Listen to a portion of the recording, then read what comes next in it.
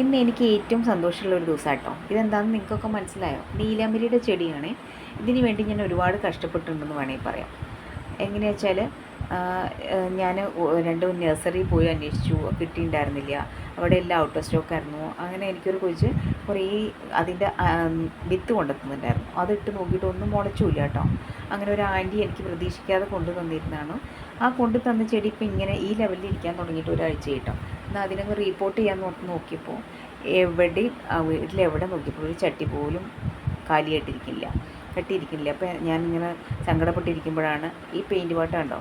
ഇത് നമ്മൾ പെയിൻറ്റ് കൊണ്ടുവന്നിരുന്നതാണ്. അപ്പോൾ കഴുകാതെ അങ്ങനെ തന്നെ ഇരിക്കുകയാണ്. അപ്പോൾ അതിന് ജസ്റ്റ് ഒന്ന് കഴുകിയിട്ട് ഞാൻ നമ്മുടെ പപ്പടക്കോല് ചൂടാക്കിയിട്ട് താഴെയെല്ലാം ഹോളിട്ട് കൊടുത്തു കേട്ടോ, വെള്ളം കെട്ടി നിൽക്കാതിരിക്കാൻ വേണ്ടിയിട്ട്. അങ്ങനെ അതിൽ മണ്ണ് നിറച്ച് അതിലേക്ക് വെക്കുവാണ്.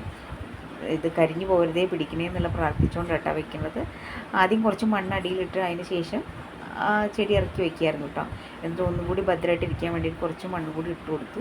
കുറച്ച് ചാണകപ്പൊടിയും കൂടി ചേർത്തിട്ടുണ്ടായിരുന്നു കേട്ടോ മണ്ണിനകത്ത്. അങ്ങനെയാണ് ഇത് വെച്ചത്. വെച്ചത് ഇരിക്കുന്ന കണ്ടപ്പോൾ നമുക്കൊരു സന്തോഷം കേട്ടോ. അതിന് ശേഷം കുറച്ച് ശകലം വെള്ളം ഒഴിച്ച് കൊടുത്തത് കണ്ടോ, മഴ നനയാത്ത ഒരു ഏരിയയിൽ വെച്ചു കേട്ടോ. ഇവിടെ വെച്ച് കഴിഞ്ഞാൽ എല്ലാ ചെടികളും പിടിപ്പിച്ചെടുക്കുക കേട്ടോ, മഴ നനയാണ്ട് ഇരിക്കും.